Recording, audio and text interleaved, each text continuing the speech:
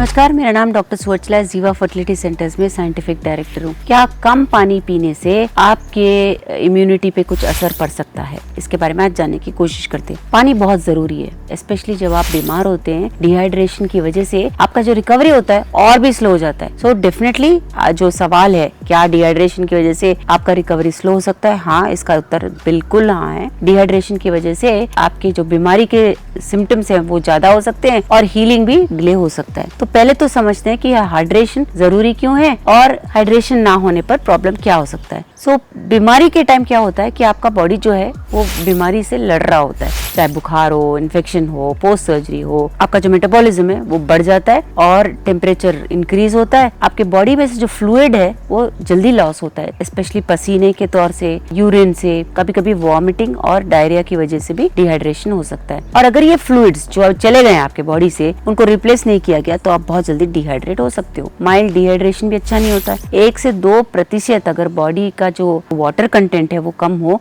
तो आपके energy levels पे असर पड़ सकता है, कंसंट्रेशन और आपके बॉडी की हीलिंग पे भी असर पड़ सकता है। डिहाइड्रेशन की वजह से आप बहुत थकान महसूस कर सकते हो और इसकी वजह से आपके बॉडी का जो रिपेयर मैकेनिज्म होता है उस पर भी असर हो सकता है। इस तरह से कि सर्कुलेशन ठीक से ना हो। जब पानी कम हो जाता है बॉडी में, ब्लड थिक हो जाता है, गाढ़ा हो जाता है, जिसकी वजह से ऑक्सीजन और न्यूट्रिएंट डिलीवरी सारे टिश्यूज को पहुंचना थोड़ा प्रॉब्लम हो सकता है, जिसकी वजह से हीलिंग आपका रिड्यूस्ड हो सकता है, कम हो सकता है। इम्यूनिटी भी वीक हो सकता है। व्हाइट ब्लड सेल्स जो होते हैं वो अच्छे हाइड्रेशन पे बहुत आधारित होते हैं। अगर हाइड्रेशन ठीक ना हो तो इन्फेक्शन लड़ने की क्षमता उनमें कम हो जाती है। पानी अगर कम हो तो टॉक्सिन बिल्टअप भी ज्यादा हो जाता है।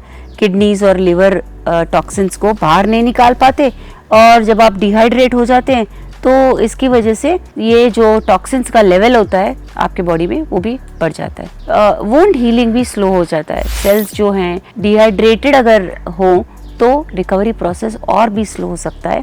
ये अच्छी बात होती नहीं है। डिहाइड्रेशन की वजह से थकान होना, सर दर्द होना, फिजिकल और मेंटल रिकवरी भी कम होता है बीमारी के दौरान। सो इन शॉर्ट, डिहाइड्रेशन अगर हो तो बेस्ट दवाइयां भी काम में नहीं आने के चांसेस होते हैं। न्यूट्रिएंट्स भी काम ठीक से नहीं कर पाते हैं क्योंकि आप डिहाइड्रेटेड अगर हो तो ठीक से आप रिकवर नहीं हो पाते। सो आसार क्या होते हैं, कैसे आपको पता चले कि आप डिहाइड्रेटेड हो? डार्क कलर यूरिन हो, लिप्स और माउथ ड्राई हो, चक्कर आना या वीकनेस, थकान होना, यूरिनेशन बार बार ना होना, ठीक से रिड्यूस्ड होना, सर दर्द होना, इरिटेबिलिटी होना, अगर ये सब है तो इसका मतलब ये है कि डिहाइड्रेशन हो सकता है। आपको फ्लूइड ज्यादा लेना चाहिए। पानी, कोकोनट वाटर, सूप्स या ओरल रिहाइड्रेशन सॉल्यूशंस भी जो ORS की तरह मिल जाते हैं आपको, वो आपको कंज्यूम करना चाहिए।